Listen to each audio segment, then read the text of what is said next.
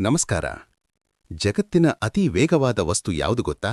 ಅದು ಬೆಳಕಲ್ಲ, ಬದಲಿಗೆ ನಿಮ್ಮ ಮನಸ್ಸು. ಕ್ಷಣಾರ್ಧದಲ್ಲಿ ಬ್ರಹ್ಮಾಂಡವನ್ನೇ ಸುತ್ತಿರುವ ಈ ಮನಸ್ಸು ನಿಮ್ಮ ನಿಯಂತ್ರಣದಲ್ಲಿದೆಯೇ?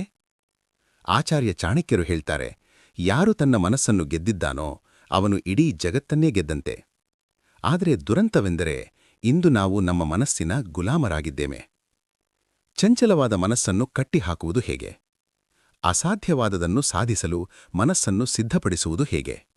ಇಂದು ನಾವು ಚಾಣಕ್ಯ ನೀತಿಯ 3 ಶಕ್ತಿಯುತ ಮಾನಸಿಕ ರಹಸ್ಯಗಳನ್ನು ತಿಳಿಯೋಣ. 1. ಮನಸ್ಸೇ ನಿಮ್ಮ ಸಂಕೋಲೆ. ವ್ಯಕ್ತಿಯೊಬ್ಬ ತನ್ನ ಮಿದುಳಿನ ಒಳಗಿರುವ ಕಬ್ಬಿಣದ ಸರಪಳಿಗಳನ್ನು ಕಿತ್ತೆಸೆಯುತ್ತಿರುವ ಅನಿಮೇಷನ್. ಚಾಣಕ್ಯರ ಮೊದಲ ಕಟು ಸತ್ಯವೊಂದಿದೆ: ನಿಮ್ಮ ಮನಸ್ಸೇ ನಿಮ್ಮ ಅತಿದೊಡ್ಡ ಜೈಲು. ನೀವು ಯಾವುದನ್ನು ಅಸಾಧ್ಯ ಎಂದು ಭಾವಿಸುತ್ತೀರೋ ಅದು ನಿಮ್ಮ ಮನಸ್ಸು ಸೃಷ್ಟಿಸಿದ ಗೋಡೆ ಮಾತ್ರ. ಚಾಣಕ್ಯನ ಪ್ರಕಾರ ಶರೀರದ ಶಕ್ತಿಗಿಂತ ಸಂಕಲ್ಪದ ಶಕ್ತಿ ದೊಡ್ಡದು. ಮನಸ್ಸು ಒಪ್ಪಿಕೊಂಡರೆ ಮಾತ್ರ ಸೋಲು ಸಂಭವಿಸುತ್ತದೆ. ನೀವು ಸೋಲನ್ನು ಒಪ್ಪಿಕೊಳ್ಳದ ಹೊರತು ಯಾವ ಶಕ್ತಿಯೂ ನಿಮ್ಮನ್ನು ಸೋಲಿಸಲು ಸಾಧ್ಯವಿಲ್ಲ. ಮೊದಲು ನಿಮ್ಮ ಮನಸ್ಸಿನಲ್ಲಿರುವ ಭಯ ಮತ್ತು ನಕಾರಾತ್ಮಕತೆಯನ್ನು ಹೊಡೆದೋಡಿಸಿ. ನಿಮ್ಮ ಆಲೋಚನೆಗಳೇ ನಿಮ್ಮ ಹಣೆಬರಹ. 2. ಚಂಚಲತೆಗೆ ಮದ್ದು. ಗಾಳಿಗೆ ಅಲುಗಾಡುತ್ತಿರುವ ದೀಪದ ಜ್ವಾಲೆ, ನಂತರ ಗಾಜಿನ ಕವಚದೊಳಗೆ ಸ್ಥಿರವಾಗಿ ಬೆಳಗುತ್ತಿರುವ ದೀಪ. ಮನಸ್ಸು ಮರ್ಕಟನಂತೆ, ಅದು ಒಂದು ಕಡೆ ನಿಲ್ಲುವುದಿಲ್ಲ.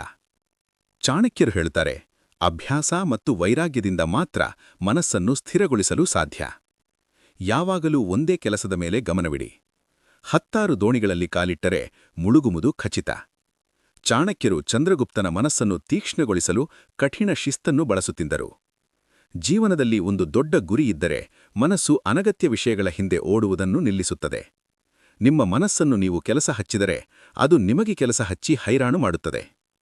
3. ಆಂತರಿಕ ಮೌನ ಮತ್ತು ವಿಶ್ವಾಸ. ಶಾಂತವಾದ ಸಮುದ್ರದ ಆಳದಲ್ಲಿ ಮುತ್ತುಗಳನ್ನು ಹುಡುಕುತ್ತಿರುವ ದೃಶ್ಯ. ಚಾಣಕ್ಯನ ಪ್ರಕಾರ ಬುದ್ಧಿವಂತನಾದವನು ತನ್ನ ಮನಸ್ಸಿನ ಗುಪ್ತ ರಹಸ್ಯಗಳನ್ನು ಯಾರ ಮುಂದೆಯೂ ಹಂಚಿಕೊಳ್ಳಬಾರದು. ಮನಸ್ಸಿನೊಳಗೆ ಯೋಜನೆಗಳನ್ನು ರೂಪಿಸಿ ಅದನ್ನು ಮೌನವಾಗಿ ಜಾರಿಗೆ ತರಬೇಕು.